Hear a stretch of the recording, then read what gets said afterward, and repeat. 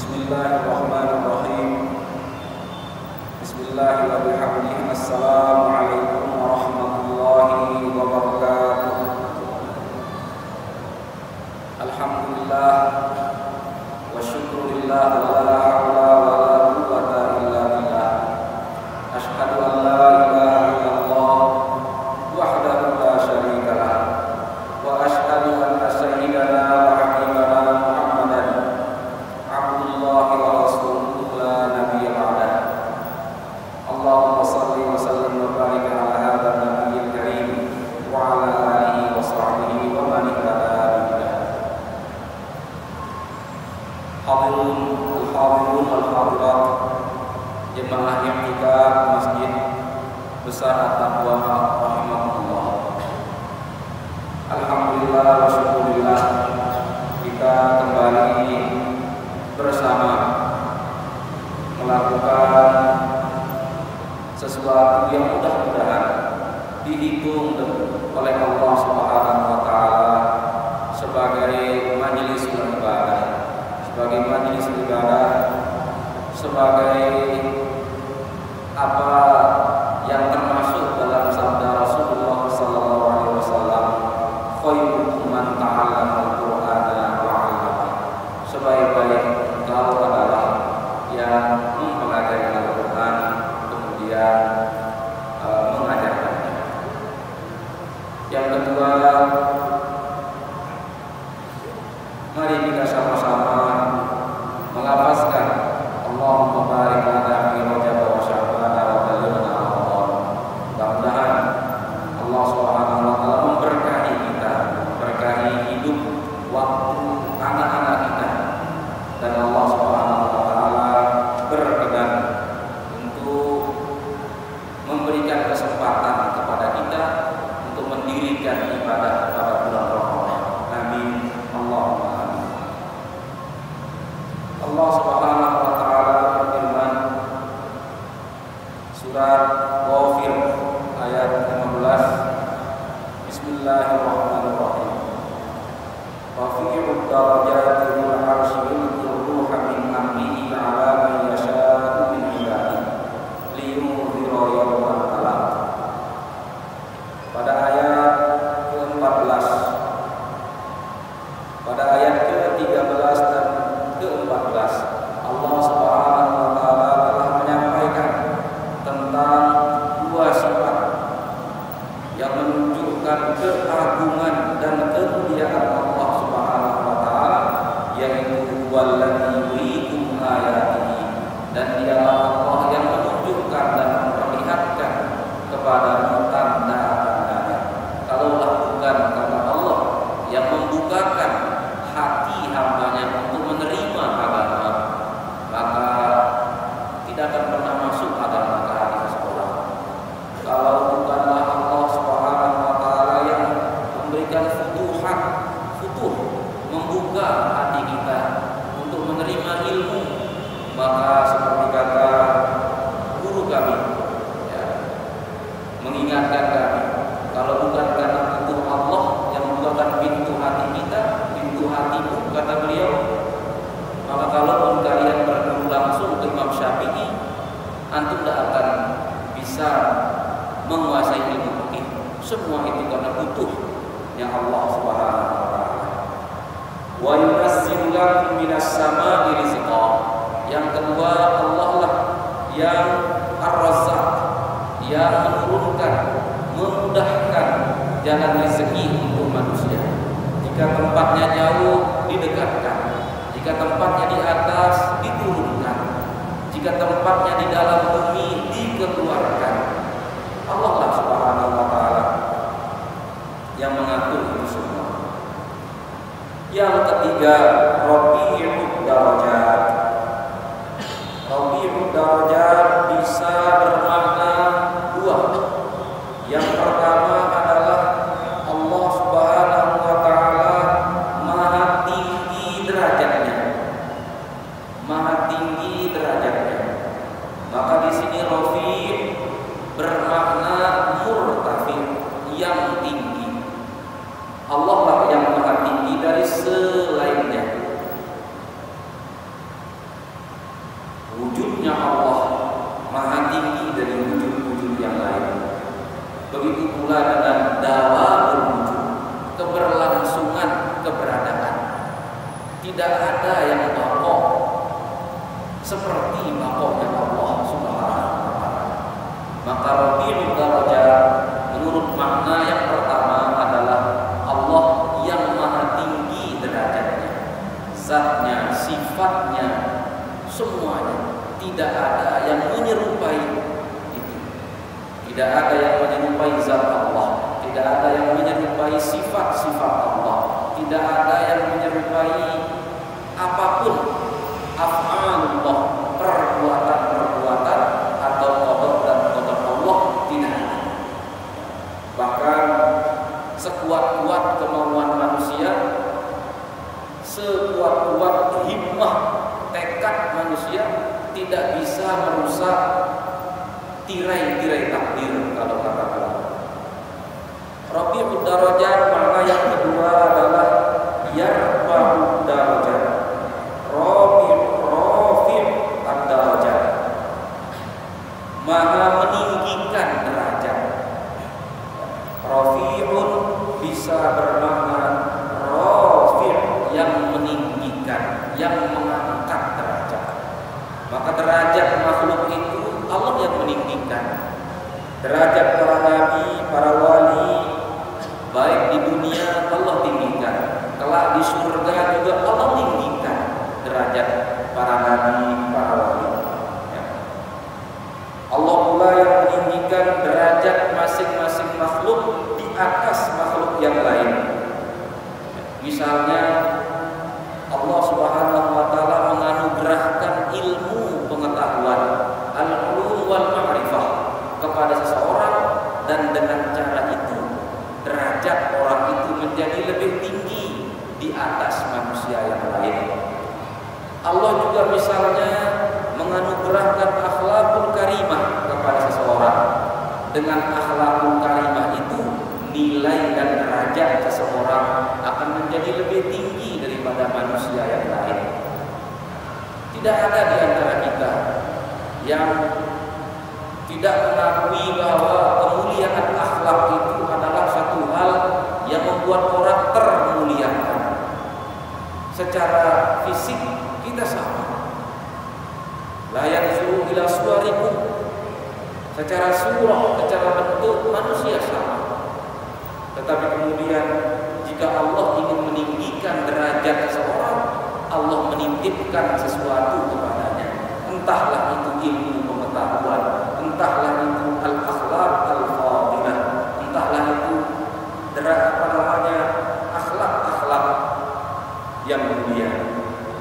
Dalam sebuah ayat di surat Al-Mujadalah ayat 11 yang sering kita dengar, Allah Subhanahu wa taala menyampaikan, yarfa'illahu alladziina aamanu minkum walladziina utul ilma darajat. Allah lah yang meninggikan derajat orang-orang yang beriman di antara engkau dan meninggikan derajat orang-orang yang Allah berikan ilmu. Bahkan ayyana likulli jismin darajatan muayyanah. Benda-benda, makhluk-makhluk yang tak hidup, setiap yang memiliki materi Allah sudah tinggikan. Allah sudah melebihkan nilai materi tersebut dari benda-benda yang lain. Nilai emas tidak sama dengan barang tambang yang lain seperti perak misalnya. Nilai permata tidak sama dengan batu bara. Walaupun konon katanya material pembentuk batu bara itu tidak jauh beda dengan permata, tetapi yang membedakan hasilnya adalah lamanya melakukan perubahan wujud.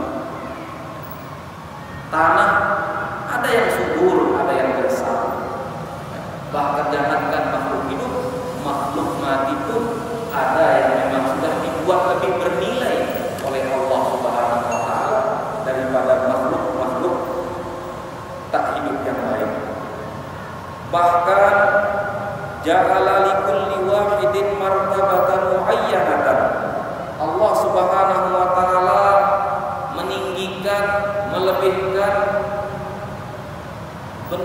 fisik satu orang di atas orang yang lain. Maka kita mengenal ada yang jamil atau jamilah, yang gagah, yang cantik, melebihkan rezeki satu orang di atas orang yang lain.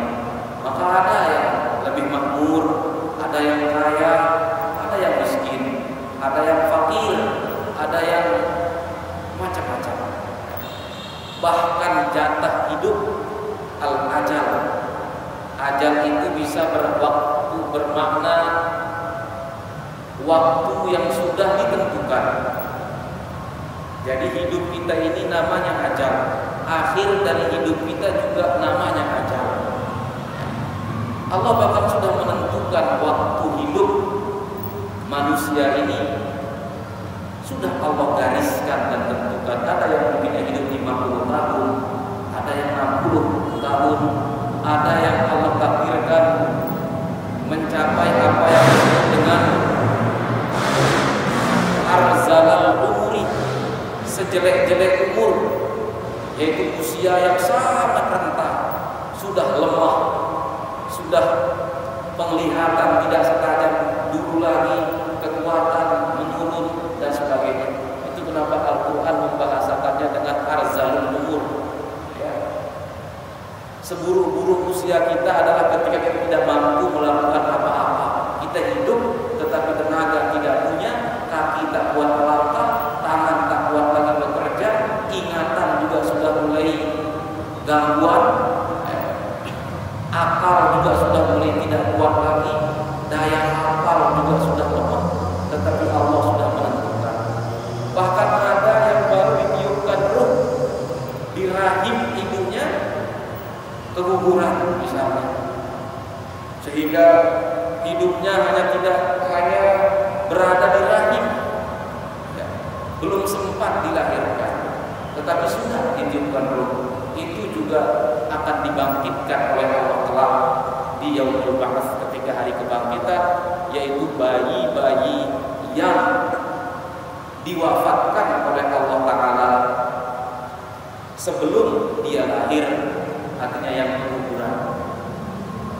Allah Subhanahu wa Ta'ala bahkan ja'ala likulli ahadin minas su'ada'i wal asqiya fid dunya darajatan muayyanah. Bahkan bahagia, as-sa'adah ataupun as-syaqawah, penderitaan sudah Allah tentukan.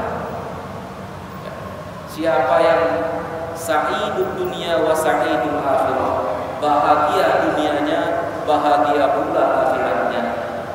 Atau yang sa'idud dunia, syaqiyul akhirah, bahagia dunianya, menderita di alam akhirat. Jauh-jauh kita dari ini. Atau syaqiyud dunia wa sa'idul akhirah, menderita di kehidupan dunia, sulit hidupnya di dunia, tetapi di akhirat masuk surga, mendapatkan kebahagiaan. Sehingga untuk kita orang yang beriman, yang kita cari, yang mungkin kita dapatkan adalah fid dunya hasanah wa fil akhirati hasanah. Bahagia di dunia, bahagia pula di akhirat. Sa'idud dunya wa sa'idul akhirah. Kalau itu tidak mungkin, kalau itu sulit, kalau itu tidak tercapai, maka setidaknya syaqiyud dunya wa sa'idul akhirah. Tak apa-apalah menderita di dunia, hidup sulit di dunia, hidup capek di dunia, tetapi akhiratnya diselamatkan, akhiratnya diamankan, menjadi orang-orang yang bahagia di akhirat. Yang ketiga yang rugi adalah sa'idud dunya, syaqiyul akhirah. Di dunia makmur, berkecukupan, tetapi di akhirat mendapatkan penderitaan. Padahal penderitaan di dunia ini, kalau dibandingkan dengan akhirat yang abadi, wal akhiratu khairun wa abqa, dan negeri akhirat itu abadi, maka penderitaan di dunia tidak ada bandingan, tidak ada artinya dibandingkan kekal di neraka. Yang keempat yang rugi total adalah syaqiyud dunia wa syaqiyul akhirah. Di dunia melarat, di akhirat juga masuk neraka. Kalau ini enggak, orang muslim enggak seperti ini. Kita orang beriman dua di atas. Ya, mudah-mudahan dapat di dunia bahagia, di akhirat bahagia. Atau kalau paling tidak di dunia enggak apa-apa, menderita sementara hidup, di akhirat bahagia.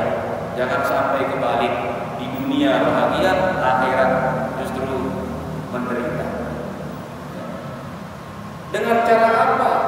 Apa tanda Allah Subhanahu wa taala mentakdirkan kebahagiaan atau penderitaan untuk seseorang, yaitu dengan memberikan hamba itu taufik, petunjuk serta kekuatan. Hidayah itu petunjuk, sehingga dengan hidayah kita mengetahui mana yang benar. Taufik itu kekuatan untuk melakukan yang benar tadi, sehingga mengetahui yang benar saja tanpa memiliki kemampuan juga tidak maksimal. Atau memiliki kemampuan tetapi tidak tahu mana yang benar, itu pun juga tidak akan optimal. Maka muwaffiq wal hadi, taufik dan hidayah itu dua hal yang sangat diperlukan seorang hamba. Mengetahui yang baik, misalnya mengetahui bersedekah itu baik, tapi kita tidak punya kemampuan, maka gagal bersedekahnya. Ada orang yang punya harta, memiliki kemampuan, tapi tidak tahu cara melakukan sedekah, itu juga gagal. Maka dengan cara apa Allah Subhanahu wa taala memberikan tanda-tanda kepada kita siapa yang Allah kehendaki untuk bahagia dan menderita? Dengan taufik kepada mujibatis sa'adah wa mujibatis syaqawah. Secara zahir, orang yang ditakdirkan bahagia oleh Allah itu mudah dia melakukan kebaikan. Mudah dia. Artinya ketika melakukan ibadah itu ringan, hampir tidak ada berat, biasa saja. Jalan-jalan menuju kebahagiaan itu terasa mudah saja. Banyak orang loh yang susah sekali untuk sholat itu banyak. Tidak sedikit juga orang yang untuk ke masjid itu pun susah, kecuali nanti ketika sudah mau disolatkan. Tidak banyak orang yang mau belajar itu, tidak banyak. Maka begitu kita dimudahkan oleh Allah, terasa ringan, tidak begitu banyak godaan ketika melakukan kebaikan. Alhamdulillah, mudah-mudahan itu termasuk mujibatus sa'adah. Cara Allah menunjukkan kita sumber-sumber atau sebab-sebab daripada kebahagiaan. Begitu pula mujibatus syaqawah. Rasanya semua yang kita kerjakan itu selalu salah. Dalam arti sudah berbagai cara kita lakukan, tidak berhasil-hasil. Sudah mencoba melakukan itu ini, gagal. Mencoba melakukan berbagai macam ikhtiar, gagal. Maka segera berridho kepada takdir Allah. Mungkin belum waktunya kita mendapatkan. Tetap berusaha, tetapi tidak boleh menyalahkan takdir, tidak boleh menyalahkan takdir. Maka kita berdoa, misalnya dalam doa kita memohon mujibati rahmatik, hal-hal yang mendatangkan rahmat Allah. Mudah-mudahan kita dimudahkan dan kita dijauhkan dari mujibatin nadamah, hal-hal atau sebab-sebab yang melahirkan penyesalan. Ini Rabiul Darajat. Sekali lagi, Rabiul Darajat memiliki dua makna. Yang pertama berarti murtafi, yang tinggi derajatnya, yang maha tinggi derajatnya. Karena Allah tidak butuh yang lain, dan yang lain itu butuh Allah. Allah Subhanahu wa taala tidak membutuhkan yang lain-lain, sedangkan yang lain-lain itu membutuhkan Allah Subhanahu wa taala. Ini salah satu akidah, salah satu sesuatu hal yang kita yakini. Akidah itu bisa kuat walaupun tidak harus melalui bukti-bukti dan pembacaan. Misalnya anak kita bertanya tentang di mana Allah, ya. Seperti orang Badui ketika bertanya kepada Nabi itu, wa idza sa'alaka ibadi anni, ada seorang Badui bertanya kepada Rasulullah, sa'alaka, ada orang yang bertanya kepadamu, ibadi anni, tentang aku, firman Allah, di mana Allah? Jawabannya apa? Inni qarib. Jawab Allah itu dekat. Itu jawaban Al-Quran.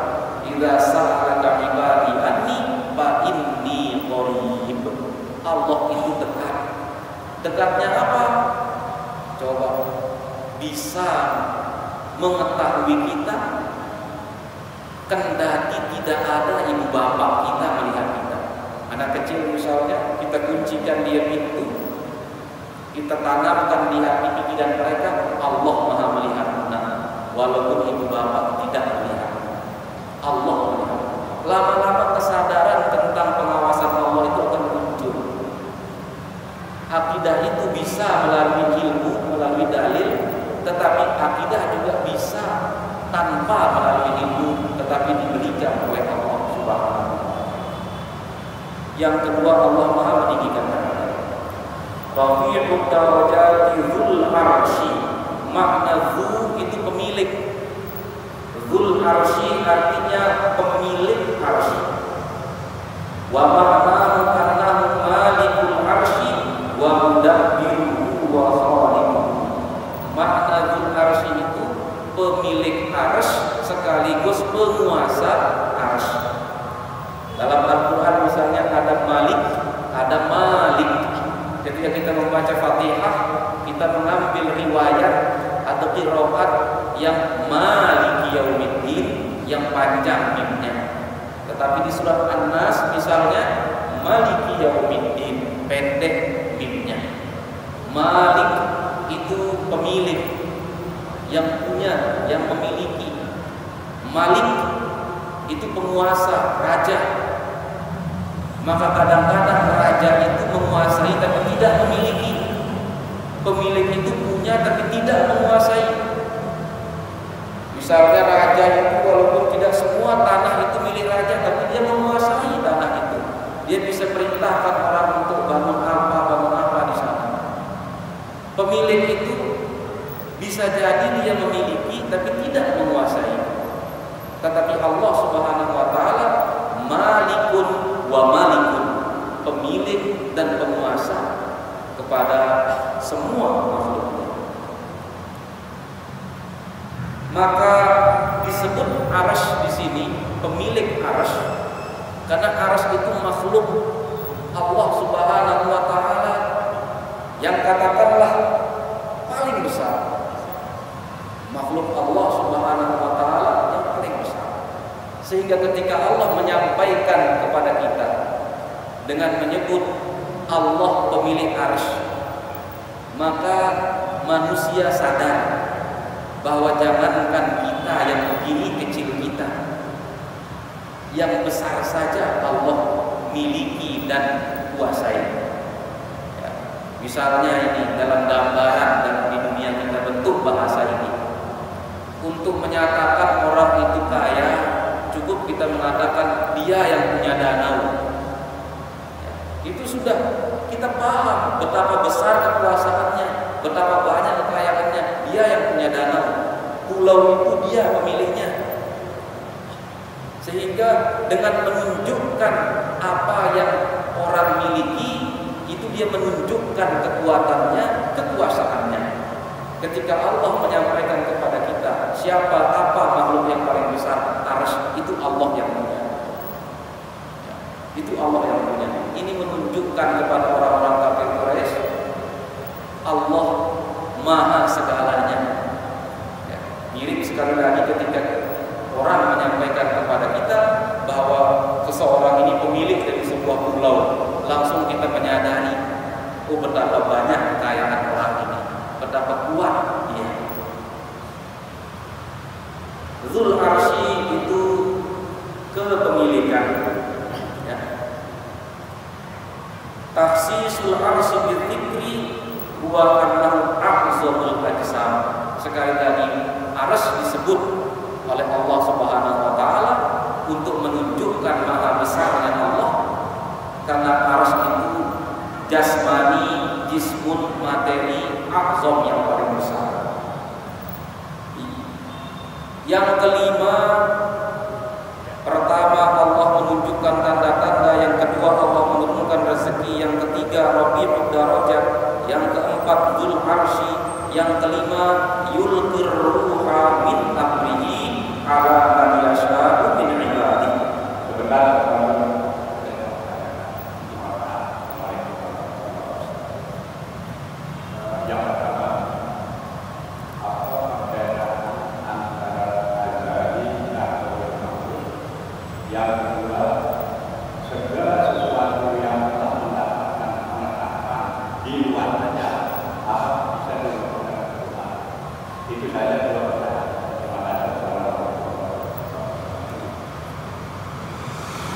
Lauhul Mahfuz. Lauh kalau kita artikan dengan bahasa kita, loh kalau bahasa Indonesianya, catatan-catatan, tempat catatan-catatan. Bal huwa Qur'anun Majid fi lauhin mahfuz.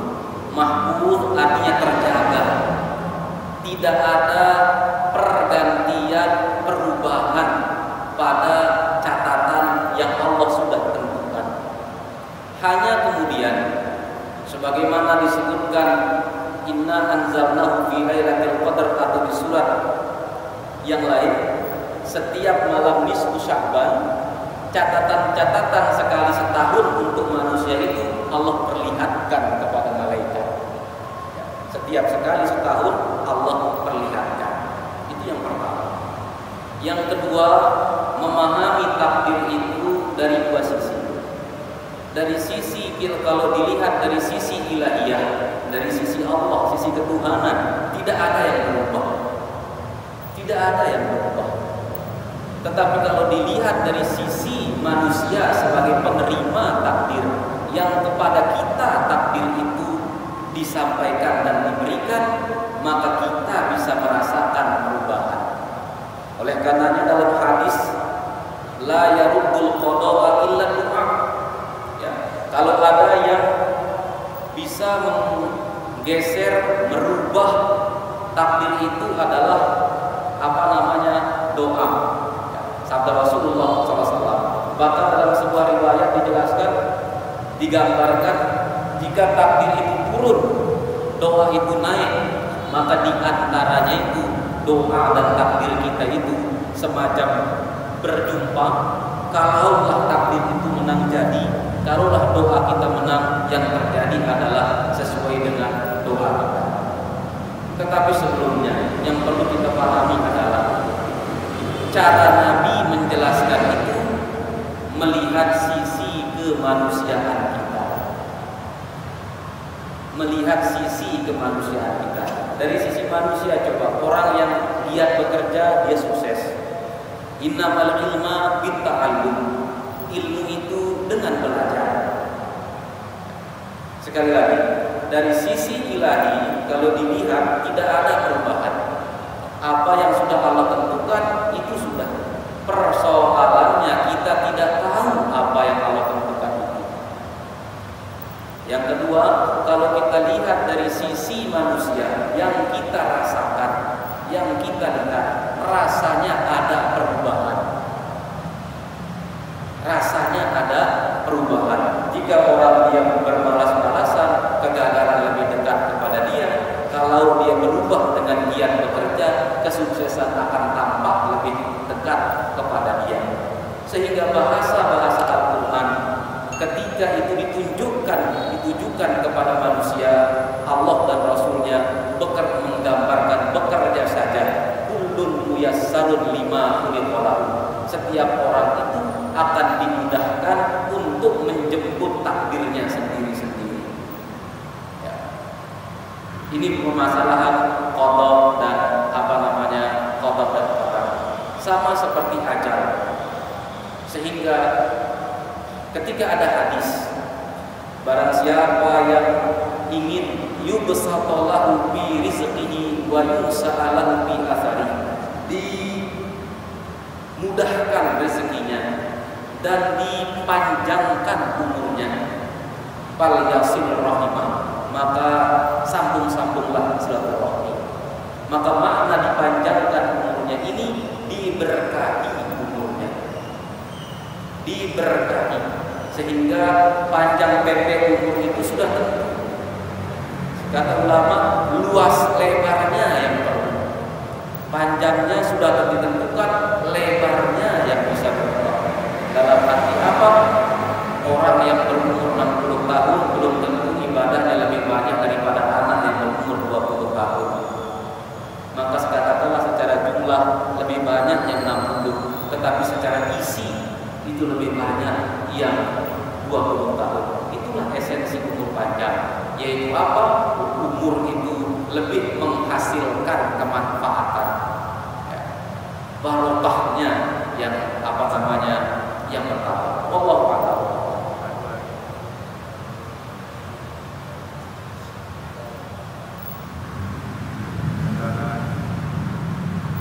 Segala sesuatu yang belum punya sandaran, dalam arti tidak ada sandaran dalam hadis Nabi, lalu suatu pekerjaan yang mencari pekerjaan, lalu dia mencari artinya melalui perbuatan yang tadi, perbuatan yang lain yang sejenis dengan permasalahan bagaimana mendapatkan ini. Bapak-bapak, ibu yang kami hormati dan muliakan, ada pekerjaan manusia. Pekerjaan itu bisa tidur, bisa sholat, bisa puasa. Yang kedua, ada hukum untuk pekerjaan itu, dan hukum itu datang dari Allah. Hukum adalah firman Allah yang berkaitan dengan perbuatan manusia.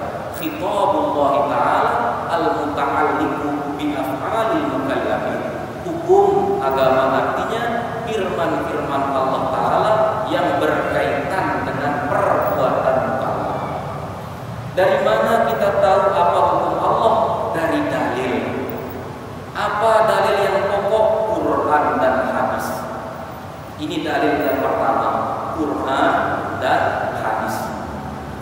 Dari Quran dan hadis inilah umat diberitahu ada sumber-sumber hukum yang lain selain Quran hadis.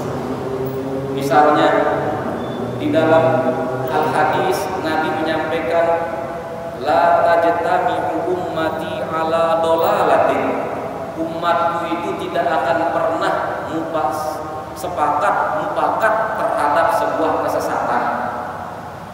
Apa logika terbaliknya? Ketika umat ulama Islam itu bersepakat kepada satu hal, maka satu hal itu pasti bukan kesesatan. Dari situlah ijma ulama itu menjadi sumber hukum. Ijma dari masa sahabat, seperti ketika pembukuan Al-Quran, tidak ada sahabat yang menolaknya, maka pembukuan Al-Quran itu kendati tidak disebut secara lugas di Al-Quran dan tidak diperintahkan oleh Rasulullah SAW. Pada masa Abu Bakar As-Siddiq radhiyallahu anhu, pengumpulan Al-Quran sudah dimulaikan. Kendati saat itu mendapatkan respon diskusi dari Umar bin Khattab, tetapi selesai. Pada masa Utsman bin Affan radhiyallahu anhu, kemudian Al-Quran itu dikumpulkan, tidak menggunakan urutan turunnya, tetapi menggunakan perintah Nabi bahwa letakkan ayat ini di sini, letakkan ayat itu di sini. Kalaulah Al-Quran dikumpulkan, dicetak berdasarkan urutan turunnya, maka yang pertama bukanlah Al-Fatihah, akan tetapi 5 ayat pertama dari surat Al-Alaq. Dari perintah Quran dan hadis inilah serta dipraktikkan oleh sahabatlah, kemudian ijma itu menjadi salah satu sumber hukum. Contoh ijma dalam bab thaharah misalnya, ijma ulama bahwa apapun yang keluar dari kubul dan dubur itu membatalkan wudu, walaupun yang keluar dari duburnya adalah emas atau permata. Apa yang keluar dari salah satu lubang di depan ataupun belakang, walaupun yang keluar itu bukan hal yang normal untuk keluar dari sana, al-khariju minas sabilain, maka itu sudah membatalkan kesucian atau wudunya. Lalu bagaimana dengan qiyas? Qiyas itu artinya menyamakan hukum dari sesuatu yang tidak disebutkan hukumnya di Quran maupun hadis dengan sesuatu yang disebutkan hukumnya di Quran maupun hadis. Hadis tidak menyebut beras, hadis menyebut gandum. Tetapi karena sifat yang ada pada gandum itu melekat juga pada beras, maka hukum dari gandum sama dengan beras. Apa sifat itu? Al-iqtiyatu wal-iddikhar misalnya. Bahan makanan utama serta awet disimpan. Dua hal ini yang menjadi sifat utama pada gandum. Dia bahan makanan utama, al-iqtiyat, kemudian al-iddikhar, awet untuk disimpan. Maka jika dua sifat ini melekat pada benda lain selain daripada gandum, maka hukum benda itu sama dengan hukum gandum. Ini qiyas. Dalam ayat Al-Quran Allah Subhanahu wa taala banyak menyampaikan fa'tabiru ya ulil albab, fa'tabiru ya ulil absar. Makna fa'tabiru itu adalah ambillah ibrah. Ibrah itu artinya jembatan. Ubur itu artinya jembatan. Jembatan apa? Allah menceritakan kepada kita kisah masa lalu untuk kita hubungkan dengan masa kita sekarang, sehingga apa yang cocok di masa kita sekarang dan pernah terjadi di masa lalu dengan jembatan qiyas itu kita ambil. Maka kata ulama, dalil dari qiyas itu adalah karena Al-Quran yang mengizinkan umat Islam menggunakan qiyas, yaitu fa'tabiru ya ulil absar. Apa makna mengambil ibrah selain menyamakan hukum yang terjadi di masa kini dengan sesuatu yang pernah terjadi di masa lalu. Dan dalam praktiknya kita banyak menggunakan qiyas ini. Oleh karenanya Quran, hadis, ijma, qiyas itu menjadi masadirul ahkam al-muttafaq 'alaiha, sumber hukum Islam yang disepakati oleh semua umat Islam.